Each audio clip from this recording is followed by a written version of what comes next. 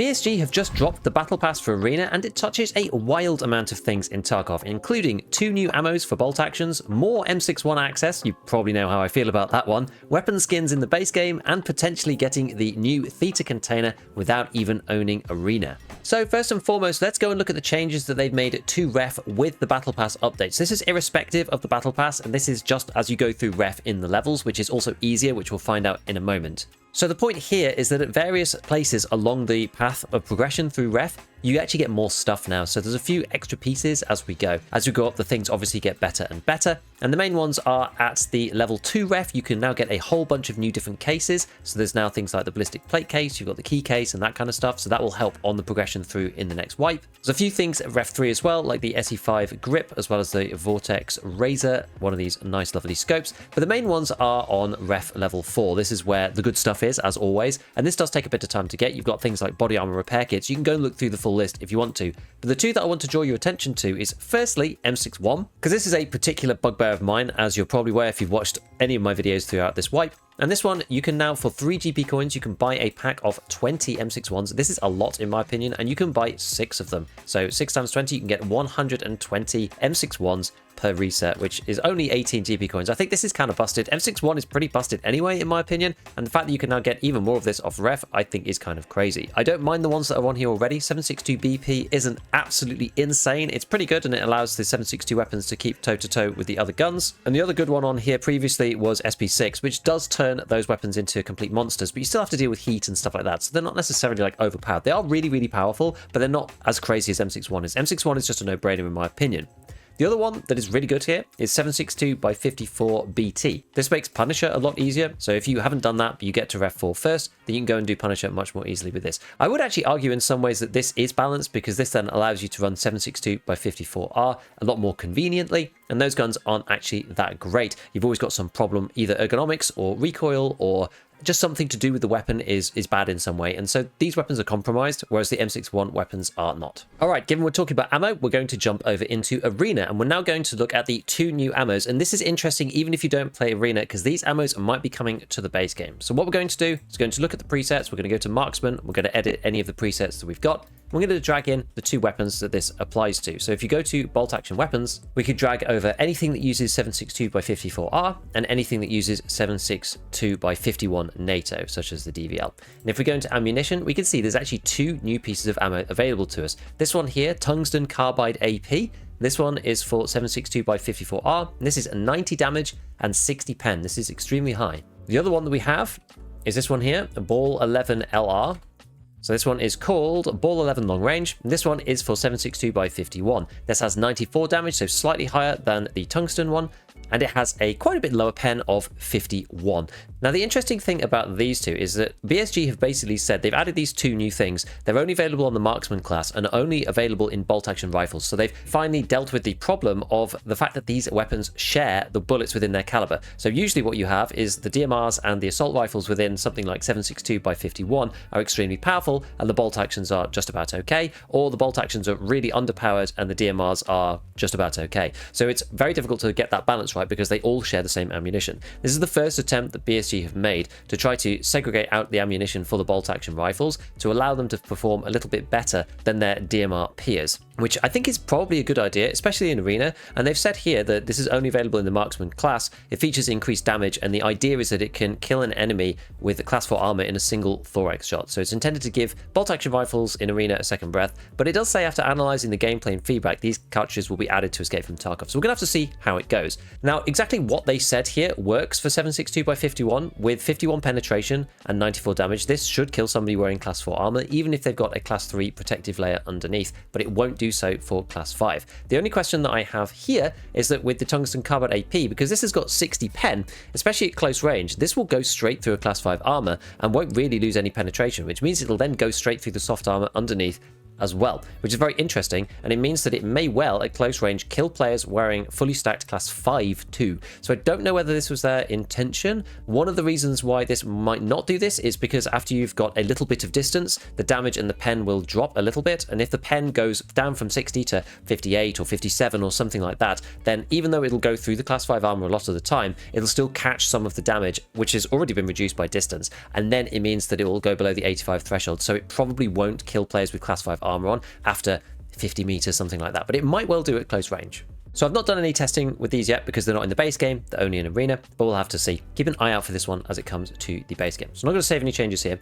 So let's have a look at the actual battle pass itself now. So we've got this battle pass here, which is free, by the way. So this is the number one question I had on my stream yesterday. It is free. You don't have to pay for it at all. It's open to everybody who has arena. And I imagine probably people who are getting arena this other way that I'll talk about in a minute, where you don't actually have to buy the game. But anyway, you've got this arena battle pass. So you click into it here, and what you've got is two parts to it. You've got the level that you are within the actual battle pass itself, and this you get XP, so battle pass experience, which goes into here, which is from daily tasks, weekly tasks, and actually just playing games. We'll go into that a little bit later too. And then you've also got these battle pass points. You get some of these per level as well, but you also get them from dailies and weeklies, and that then allows you to buy certain things within each of these tiers. So we've got the pages at the bottom from 1 to 17, and this works a little bit like, if you've ever played Helldivers 2, this works a little bit like the War Bond. So you have to buy 3 things within each tier to then move up to the next tier. So you can't just save up all your battle pass points and then buy something at the final tier at the end. You have to kind of go through and progressively buy things. So if I skip up to tier number 3, so it says here items purchased on page 2, 3 out of 3. So I've gone on page 2 and I bought 3 things, which now means I can jump forwards and I can start buying stuff on this once I reach the right battle pass level. So there's 2 elements to it, as I said. You've got your battle pass experience level, which dictates which items you can buy, and the battle pass points, which then you spend on the items themselves. Now, I've spent a little bit of time analyzing just how many layers there are and how many battle pass points you actually need to get through all of the things. So there are 96 in total. There are 17 pages with 6 items on each. And if you add up all of the battle pass points for the entire grid, it's 723. Now, these are split into 4 different categories. We have what I've called wipeable items. So things like this, which is a case that you get for the base game. You're going to open that and there's going to be valuables inside and rubles and things like that. That is going to disappear, obviously, when the game wipes. You've then also got stuff like Lega medals and GP coins, which are further along in the battle pass, which will also disappear on the wipe. So any currency or any items like this will go away. There's not actually that many of them. There is only 10 in total throughout the entire battle pass framework, and those cost a total of 20 BP. So they're actually a very small fraction. You can buy them if you just want to like skip up and not spend too many BP points, but remember that those things aren't going to be permanent. So then we've got the remaining 86 items, which are not wipeable items, and this costs a total of 703 battle pass points for all of them. And these are split broadly into 3 different sections. You have number 1, which is weapon skins. So this is the very first one. This is the olive weapon skin, and I'll show you how to apply these in a moment.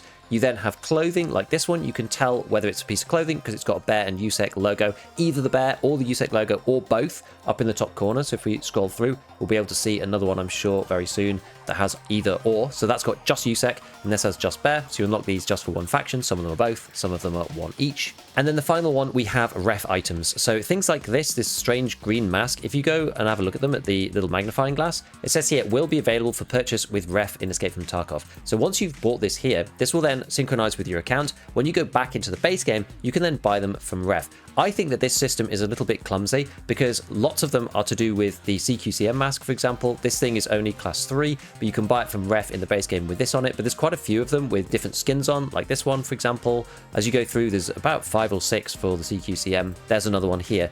And these are all separate items. I think this is a little bit clumsy. I wish BSG had done this a little bit more intelligently and put them as part of like the modding screen or something and allowed you to maybe spend some GP coins to respray them, a little bit like the weapons skins one that we'll see in a sec.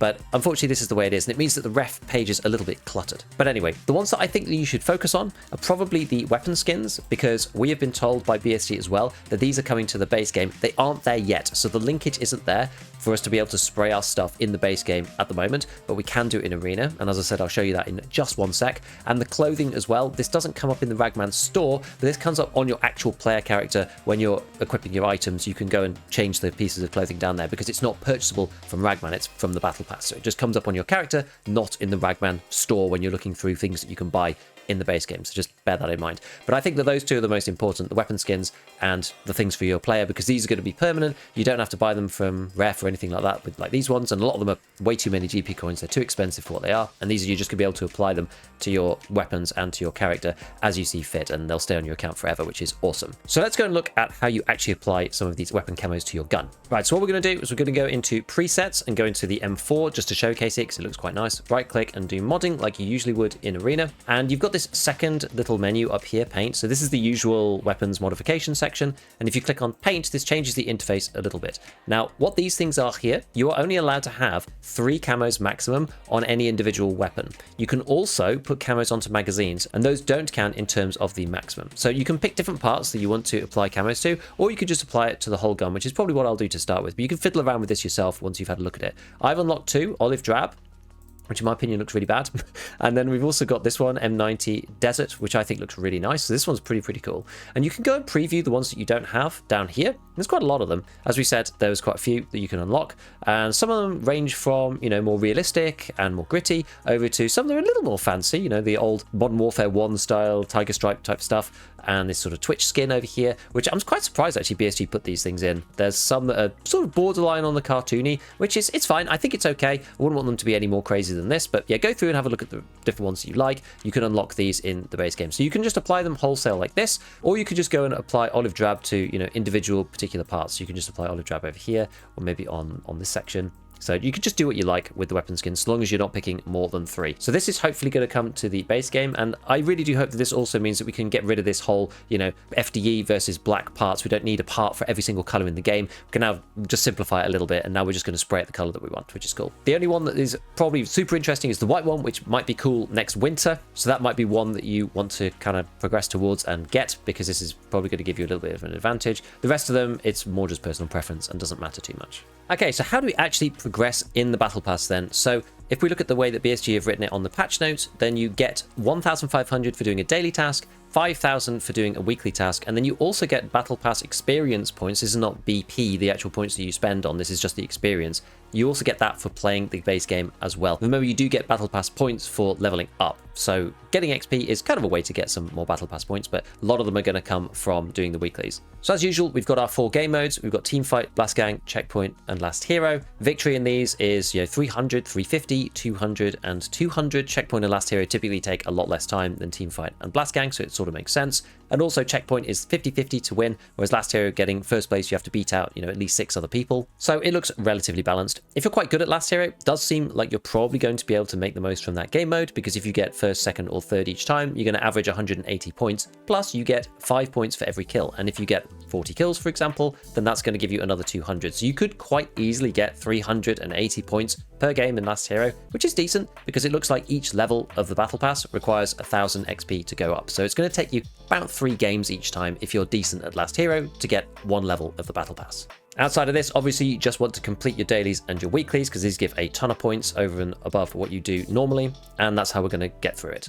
One other thing I forgot to mention, and I'm adding this in post, is that you can buy some of these battle points per day, the ones that you use to buy the items. It costs 3 million rubles to buy 12 of them, or 300 GP coins, whichever you prefer, which equates to 250,000 rubles per battle pass point, or 25 GP coins. Technically speaking, based on the exchange rate for GPs, it is actually more efficient to use GPs, but do bear in mind that GPs are a finite resource. They are not infinite like you can get with rubles. You can just plow more time into scav runs or loot runs or whatever else and make more rubles, whereas you can't do that with GPs because they only really come from dailies. There are also things that you can only buy with GP coins, like some of the good stuff that we looked at earlier, so it is a more scarce resource. So I'd use rubles if you can, otherwise use GP coins if you must. This resets once a day and allows you to buy a total of 12 BPs if you want to do the full conversion. Now, I do want to quite quickly mention that for those who are playing Arena, obviously your kits have changed quite a lot. They've changed a lot of the MP scores for things, and they've also changed a lot of the weapons that you can have based on these 4 classes. So Scout can no longer have the M4, for example, and Enforcer, I've called it Enforcer sucks because they've really reduced the amount of stuff that you can use on this, especially in terms of ammo as well, and so it's only a very limited selection of things. You're really having to play Shotgun, or maybe Ash 12, or something really, really beefy like the M60 with BCP FMJ. You have to deal with the overswing and all of this, so I'm not really an Enforcer player. I don't really like it very much. but they've really toned down some of the kits. So you can't just run like best in slot stuff on Assault and Scout. You really do have to lean into the class's advantages. For example, Scout, I've swapped over my M4 kit to an MP7, which is one of the few kits that I can find that you can actually get decent ammo for about 4 or 5 magazines. Whereas even if you want to build a good M4, for example, it's really expensive now to make that gun, and you can only have 3 mags of very mediocre ammunition. So you do have to be a bit careful. A lot of your presets won't work anymore, either because the gun doesn't work, Assault can't even take class 5 anymore, it's only class 4. There's like loads of stuff they've changed, so it's going to blow up all your presets. You're going to have to go in and change a few things and fiddle around with stuff. There's a few other things they've done in the actual arena game itself. They've added an English voiceover, which is really nice, so you can actually tell what's going on, and it feels a lot more inclusive for the English player base, actually, because you don't feel like, you know, you're just being shouted at in Russian the whole time, which is cool. You now get some money for losing. It's 20% of what the winning team gets. I'm not sure about this. I think it's maybe okay, as long as people don't abuse it too much by just going AFK and earning 20% of the winning team's money. That seems like it could be a little bit of a problem. They may have to roll that back, but we will see. And the other thing that is sort of weird is they've put this part about damage spillover in Arena, which we know very well from EFT, and they've got here these coefficients for unprotected body parts adjusts the time to kill and indirectly balances the ammo. Previously, the low coefficients basically meant that the TTK was too low in Arena. This is an Arena only change, by the way, I should stress. And so what it says here is that full body parts, so full health body parts, arms, legs and stomach, the old coefficients were 0.7, 0.7 and 1. The new coefficient is 1, 0.8 and 1.5. And then for destroyed body parts, the arms, legs and stomach was 0.7, 0.7, 0.7, and now it's 1, 1 and 1.5. What's confusing to me about this is that, as far as I'm aware, I only know coefficients for when a limb is blacked and then the damage is being spilled over. I've never tested this in Arena, actually, so I don't know if this is strictly true. So the destroyed body parts thing is the only piece that I'm aware of within the base game, because if you get shot in the arm and it's full health, then you just get shot in the arm. So I don't really know what that means, unless they're talking about if you get shot in the arm and it passes through and then hits something behind, maybe that's what they're talking about. But the most important part of this is the destroyed body parts spillover. And the bizarre part about this as well is that the existing coefficients within Escape from Tarkov are not these numbers. The arms currently in EFT is 0.49, the legs are 0.7, which is right, and the stomach is 1.05. So I don't really know whether this was just different in Arena the whole time. I've never really done any testing of it in Arena, but this is a little bit strange. Needless to say, what BSG are basically telling us is that leg meta is more powerful in this game mode now versus how it is in Escape from Tarkov. And so the stomach with a coefficient of 1.5, you're going to get absolutely destroyed by RIP if you don't have your stomach or your groin protected, because that's just going to get you killed super, super fast. But in the base game, this is not the case, and I don't imagine they'll put this through. I think it's because of the way that Arena plays out, like they've said in the blurb, that they've made this change. So don't worry too much about the base game changing. They changed leg meta in the base game for, you know, all sorts of different reasons, and Arena is a different kettle of fish. So rather than them saying, oh, like with the bolt action stuff, we're going to put those in the base game, this one seems like it's an Arena specific mechanic that they're making changes to. So I don't know what's going on with the existing coefficients, but apparently they've changed now, so leg meta is more powerful. So you can go out and try those rips and stuff if you want to. Now, the final thing I want to talk about is actually the progress through ref. I did mention this at the beginning of the video. It looks like players that don't have access to Arena will be able to get the Theta container through Arena without ever paying for it, which is very, very strange. But if we look at this section of the patch notes, it says here, when completing the task Balancing Part 1, players will be able to access a free trial version of Escape from Tarkov Arena for 3 days. And with any type of wipe, including Prestige, you can gain access to Escape from Tarkov Arena again for 3 days. Now, you might be thinking, how am I supposed to get all of the ref quests done in 3 days? Well, this is where the changes that they've made to the ref quest line come in, because it is significantly easier than it used to be to get this quest done. We're going to use the wiki just to go through it, because it is 10 times easier than looking through what they've written in the actual patch notes themselves, and most of it is updated. But first thing, all I should say is that all of the ARP tasks, they're gone. They were gone a while ago, so that was already removed. You don't have to worry about that. Now it's much, much easier to do even these other things. So Easy Money Part 1, rather than being level 7, now starts at level 3. This is you take one of the posters from Woods and you take that to Customs, and that's it. You've then got Easy Money Part 2, which previously you had to get like 7 Pevcos, so this took people ages. Now you just need to hand over found in raid items in the food and drinks category. I think you need 4 on each. So that one's really straightforward. Then you get Balancing Part 1, which is eliminate 5 scavs whilst using an AUG on any location, so that's really no big deal. Then you've got Balancing Part 2 and 2 Great Heights. Balancing Part 2 is eliminate 2 PMC operatives whilst wearing a pack of soft armor on any location. You then have Surprise, which is hand over 3 found in raid class 4 or higher ballistic plates to ref, so you can just farm those off scavs, that's no big deal. Create a distraction. Rather than having to put the TNT bricks in various places on streets like in the boss locations, now you have to plant them on the second floor of the cafe on ground 0, and from here you then get against the conscience. This one you unlock by completing the 2 great heights part as well, so these 2 trees kind of go hand in hand. One of them is in EFT and the other one is in arena. So 2 great heights, this quest line used to be really annoying. Now you have to win a match in checkpoint or last hero, so winning in checkpoint is probably easier, but if you can get first place in last hero you can do that way too. You've got to great heights 2, which is win a match in teamfight, blast gang or checkpoint mode in arena again. To Great Hearts Part 3, win a match claiming at least 3rd place in teamfight, blast gang or checkpoints. You just keep playing until you win. Great Heights Part 4, this one you have to hand over 1 million rubles and win 3 out of 6 matches. So you need a 50% win rate in teamfight, blast gang or checkpoint. Again, you just keep going with this until eventually you do it. Great Heights Part 5, win 2 matches in a row in teamfight, blast gang or checkpoint. Again, you can just keep going with this until you finish it. Then you finally get Against the Conscience Part 1. So this is the one that links in from the one we were looking at before with Create a Distraction. You have to complete both of those 2 quest lines to get this one. And here you have to locate the old champions room on customs. There's basically a key spawn on Smuggler's Base on Shoreline. So you go there, you grab it, you go to dorms on customs and go and get the key. You go and have a look at the room, and then you get Against Conscience Part 2, which is eliminate 100 enemies in any game mode in arena. And then you have 2 final quests, decisions, and between 2 fires. And with these ones, you either go to the old champion's hideout, get the compromising info on ref, and then either hand it into ref or hand it into fence. You get exactly the same rewards, but you get GP coins if you hand it into ref, but you lose fence rep if you do that. The other way, you don't get any GP coins, but you just gain fence rep on its own, and you don't lose anything for ref. And you also get your secure container Theta, which is the one that we just talked about before. This has also been buffed as well. And this is now a 4x2 and then a 2x1. This used to just be a little 2 square and then 1, 1, 1 like this, like little magazine slots. So this is much better. This is like the Epsilon container and then also another 2 slot as well. So this is 1 slot bigger than the Gamma and always has been. But I actually think that if you're committed, you can probably get this container in 3 days. These quests aren't actually going to take you all that long. If you just plow through it and you have a couple of days free-ish to do it, you could just go for it and try and make it through without actually ever having arena. I don't think you actually need to own Escape from Tarkov Arena to get the Theta container now if you're dedicated and you want to do it quick enough. Maybe just put it over a weekend or something. So as we said, the trigger point for getting this free trial is completing balancing part 1. So don't do balancing part 1 if you want to try this strategy out. And as soon as you've completed it, maybe you complete it on a Friday night or something, and then you spend the weekend just, playing the game or whatever and getting the Theta container through that. I genuinely don't think it would take you that long. Alright, so that's everything for now after having played last night and going through all the Battle Pass and all the interesting stuff that's come to the base game. I think this is a cool addition. I hope the BSG carries on with it. I'm happy to pay for some of the Battle Passes if they've got the quality that they've put in like this. Yeah, there could be a few tweaks here or there, but broadly speaking, I honestly think that they've nailed it actually. So that's pretty good. As always, a big shout out to all my patrons, and as usual, have fun in your raids.